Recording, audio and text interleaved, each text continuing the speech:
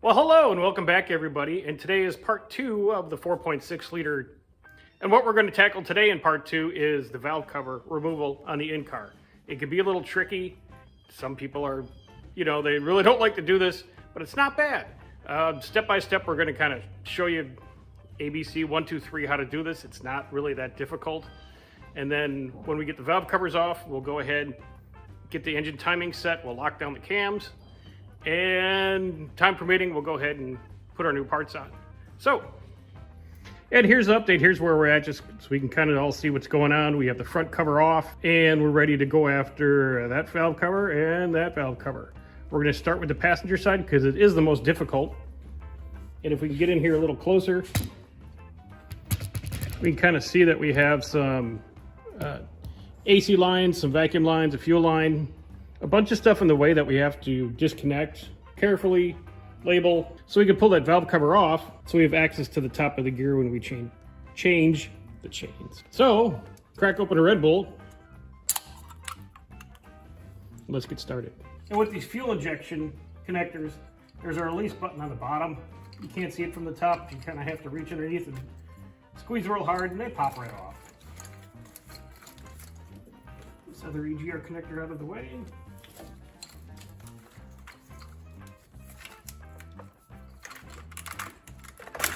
You can take this kind of whole harness. You can't see this down here, but we're going to disconnect the AC pump and the second AC pressure switch. Then you'd start to take away the rest of our valve cover bolts.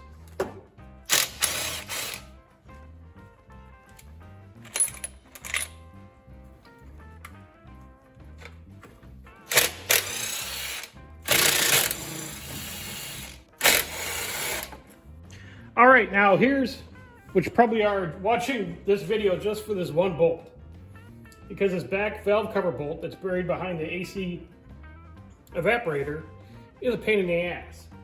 So what we had to do, we went under the car, we took off the nut for the passenger side motor mount, and then using a swivel in your 8mm, able to go in there and break that nut loose and pull it out.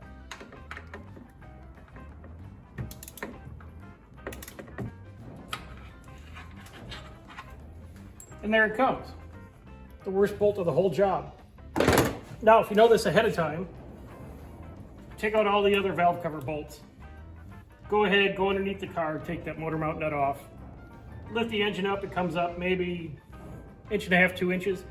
That gives you enough room to get in there and get this little sucker out of there. And you take your harness out of the way, disconnect it from the main harness here, and this whole harness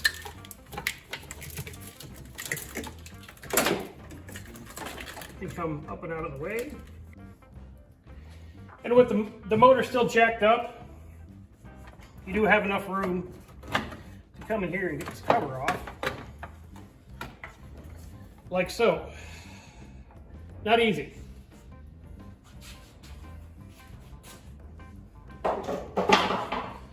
But let's take a closer look here.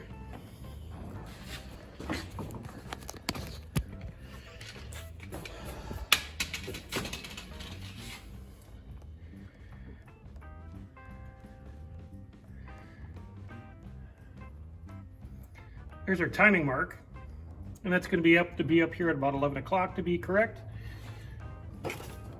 Looking at the engine, looks pretty clean. Cams don't look wiped out. So I'd say this engine's in pretty good shape. Now, let's take off the driver's side valve cover.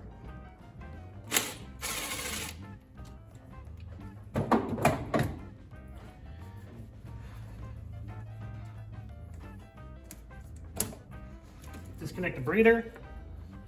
Loosen your clamp up here.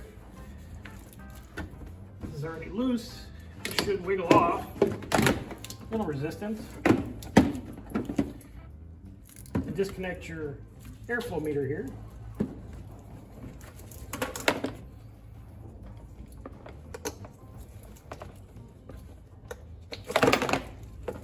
And again, the clip is on the bottom, of course. Disconnect your breather from the valve cover here. place that aside. And then, just like the other side, we're gonna take off this injector harness for this side, just for clearance issues to make your life easy. You got plenty of time, you might as well go ahead and do it. If you're in a hurry, maybe you could skip this step, but it always made sense to me because it just makes your life easy. All right, we skipped ahead a few steps here, but let's get you caught up. We disconnected the two connectors from the ECM. There's a connector that goes down to the trans harness, and a keeper down here. That's the other end of your whole engine harness. Now with those disconnected, we can snake them up in between the brake lines and the valve cover, flip them all over here so we have all this access. So all we need to do now is remove these valve cover bolts, which is a lot easier than the passenger side. All right, since you have all your bolts out, same thing, kind of go ahead and give your valve cover a little tap from underneath. Real nice and easy, and this one. And with that valve cover up and out of the way, we can go ahead and see our timing marks. Now let's go ahead and get this engine all timed up and put on some new parts. All right, an update and a disclaimer. Passenger side valve cover is off, which is the hard one. The driver's side valve cover we have up out of the way.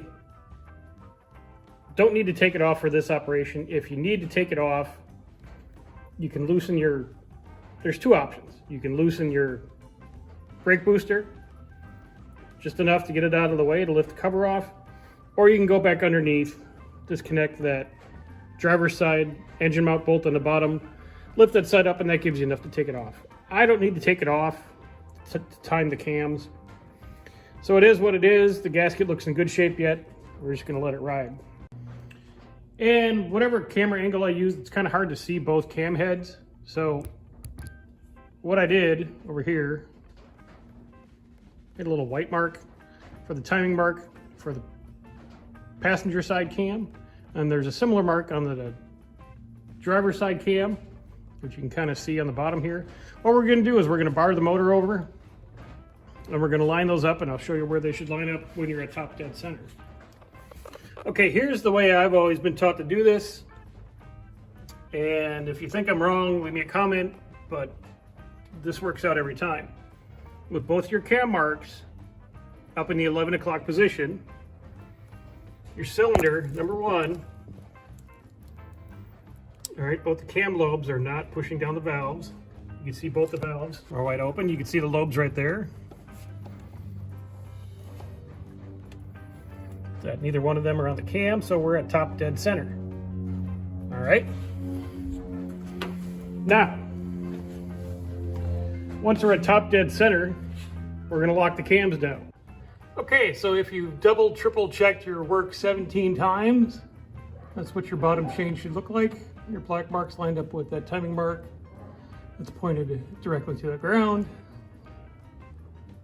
And on top, and here, let me move the camera here. With the cams locked down, or at least immobilized, when you remove your chains and your tensioners, it keeps them from moving. Would they move enough to bend a valve? Probably not, because when you're at top dead center, you really only need to worry about number 1 and number 6, with the pistons are all the way up. It would have to move quite a bit to do any damage, but we just do this for insurance. So now,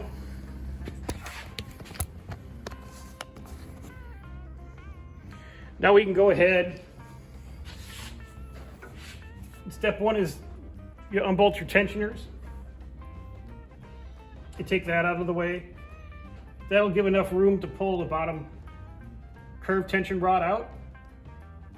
That'll give enough slack for the chain to come off. Then you can take up your top guide on the passenger side, and then you do the same thing on the driver's side in reverse order to put everything back together.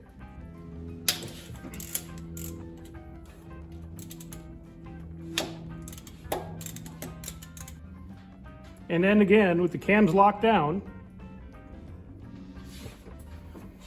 you remove your tensioner. That takes the slack off the chain. pulls out of this pin. There's a pin down here that holds this in place. All right, and these guides actually don't look half bad, but they are worn, and like I said, we are putting all new ones in. At this point, you can go ahead and remove your chain.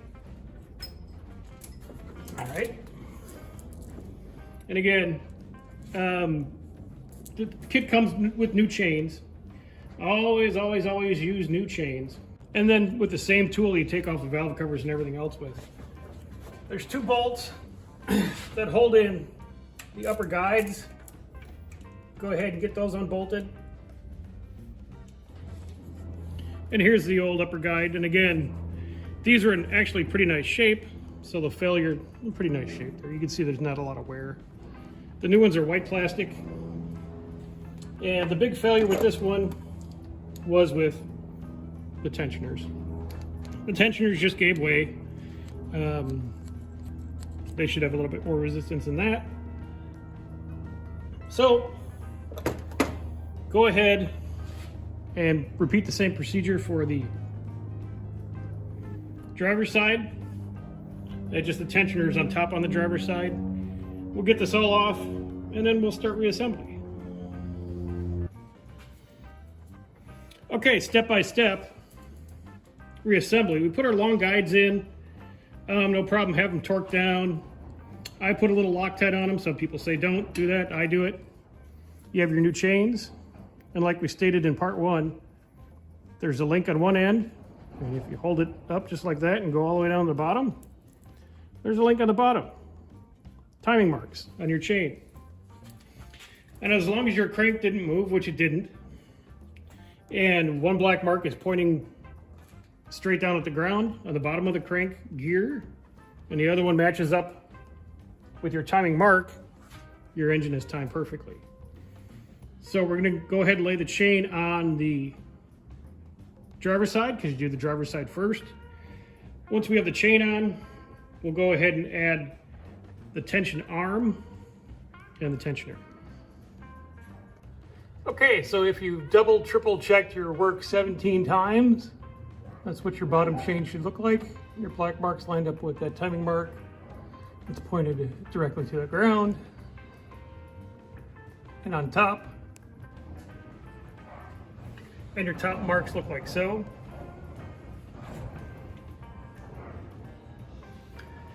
Congratulations, you're done.